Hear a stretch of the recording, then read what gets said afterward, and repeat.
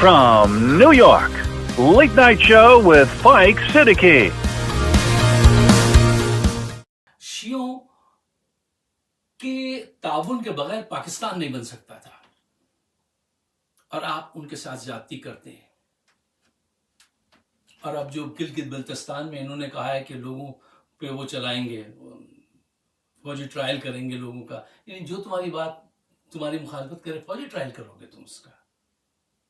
अच्छा, मैं जब ये कहता हूं ना कि शियों के ताउन के बगैर तो पाकिस्तान बन ही नहीं सकता था, देखिए मुस्लिम लीग ना होती तो क्या पाकिस्तान बन जाता? और मुस्लिम लीग का 1906 में पहला सदर कौन था? एक शिया सदर आगा खान स्वयं। उन्होंने जाके खुल के वायसराय से बात की थी, नहीं भाई हम अलग, हमारा मुल्क अलग होगा। यह सारी जद्दोजहद उनकी है और उनके साथ आपका ये रवैया है। तामीर की हर ईंट पे लिखा है मेरा नाम, दीवार उनसे मंसूब हो ही जाती है। ये सितम नहीं कीजिए। गिलगित बल्तिस्तान में भी इंसाफ कीजिए, लोगों को धमकियां मत दीजिए, इससे हालात और ख़राब होंगे। अच्छा साहब, पिछली वीडियो में मैंने कुछ शिया मसलक से ताल्लुक़ रखने वाले लीडरान जो है उनका जिक्र किया था, तो उसके बाद दोस्तों ने फ़ोन कर के इतने नाम और वो बताए जिनमें से बेशतर को मैं जानता था।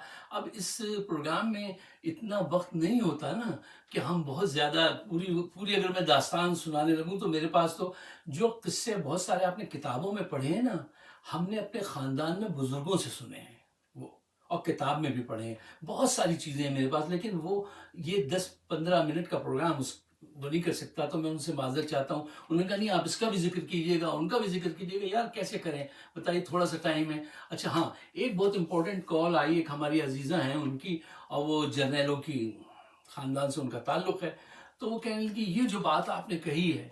अच्छा ये देखिए कि पाकिस्तान की असल तारीख, असल कुर्बानी का लोगों को इल्म ही नहीं है, पढ़ाया ही नहीं गया। पता नहीं इन्होंने क्या पढ़ाया है पाकिस्तान में, तारीख़ पाकिस्तान में।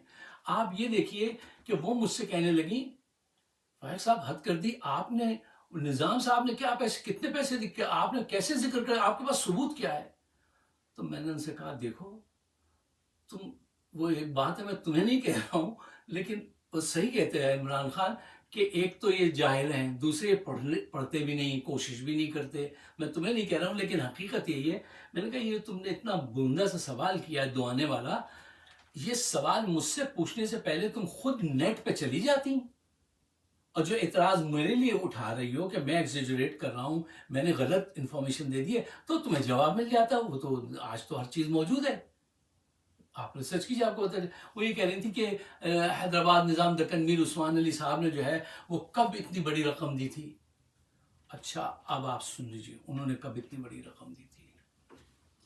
देखिए जब पाकिस्तान आज़ाद हुआ तो सूरत हाल ये थी कि हिंदुस्तान ने जो हमारे हिस्से में रकम आई थी वो दी नहीं, वो ताख़िरी हरबे इस्तेमाल की उसने। अब मुल्क बन चुका है, कायदे आज़म खड़े हुए हैं कि कैसे चलेगा पाकिस्तान। अब ये फॉरेन रिजर्व चाहिए, ये कहाँ से लाएं? उन्होंने तो कुछ दिया ही नहीं है, ईमान के सहारे खड़े हैं। उस वक्त जब हर तरफ अंधेरा था, हर तरफ से नाकामी थी, कोई नहीं था, तो निज़ाम दक्कन ने उस जमाने में 1 मिलियन पौंड उस जमाने के, और कहाँ भेजे? वो है लंदन वेस्टमिनिस्टर बैंक, उसमें जाइए अभी टाइप कीजिए, अभी आपको पता चल जाएगा। और कहा ये पाकिस्तान के फॉरेन रिजर्व एक्सचेंज जो है वो फॉरेन रिजर्व के लिए ये रकम ले लो, रखो। इतनी बड़ी रकम उस जमाने में किसने दी? शिया आदमी ने दी। आज आप उनको तज़हीक करते हैं, उनके लोगों को कत्लेआम किया जाता है, वो खामोशी से रह लेते हैं। आज तक एक शिया ने ये नहीं कहा कि तुमने हमें इतना कत्ल किया है, अब हमारा मुल्क ही अलग बना दो। कभी उन्होंने इस तरह सोचा तक नहीं। यार उनको जो है उनकी कुर्बानियों का जिक्र ही नहीं है ना।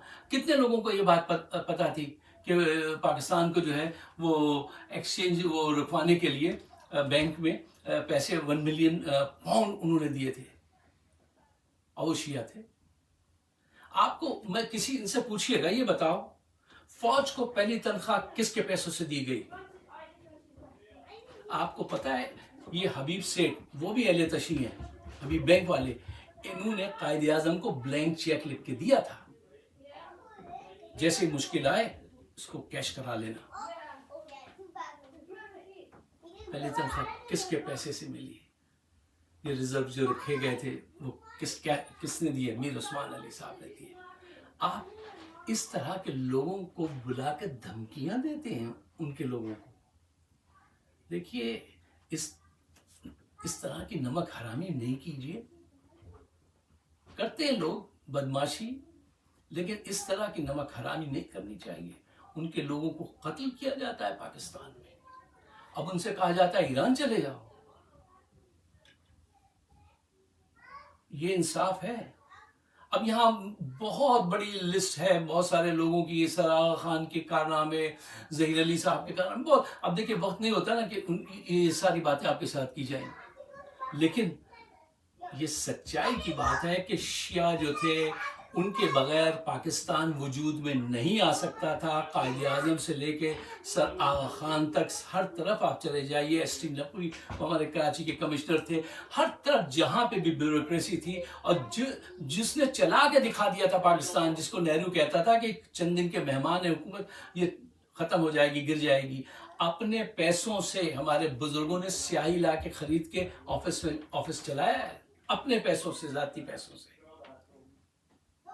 جو زیورات ہندوستان سے وہ رضائی میں بن کے چھپ کے لے آئے تھے, اس کو بیچ کے لوگوں نے وہ ڈالر ان کے آتی تھی اس زمانے میں. اور مطلب ایسے ایسے کارنامے کیے ہیں کہ وہ کبھی پڑھائے نہیں جاتے, بتائے نہیں جاتے. قوم کو پتہ ہی نہیں ہے کہ ان شیعوں نے کیا پاکستان کا ساتھ دیا ہے. وہ لوگ ان کو جو ہے کچھ اور پکارنے لگتے ہیں. اگر آپ میرے خیالات سے اتفاق کرتے ہیں تو ایک فیور کیجئے گا پاکستان کو, آج بھی پاکستان کو, کہ اس کو شیئر کیجئے گا, کیونکہ ہمارے ارد گرد جو حرکتیں کر رہے ہیں ان کو کرنے دیجئے, لیکن جہاں تک میرا پیغام محبت ہے, جہاں تک پہنچے, اگر آپ کی سمجھ میں آتی ہے یہ بات, یہ حقائق ہیں, تو ان کو ریسرچ بھی کیجئے. آپ خود جو بات میں کہتا ہوں اس کو آپ جا کے ریسرچ کر لیا کہ جب وہ صحیح ہے تو اس کو پھر شیئر کیجئے. اس کے بعد مجھے اپنے خیالات سے نوازیے گا. آپ سب کا بہت بہت شکریہ. شیعوں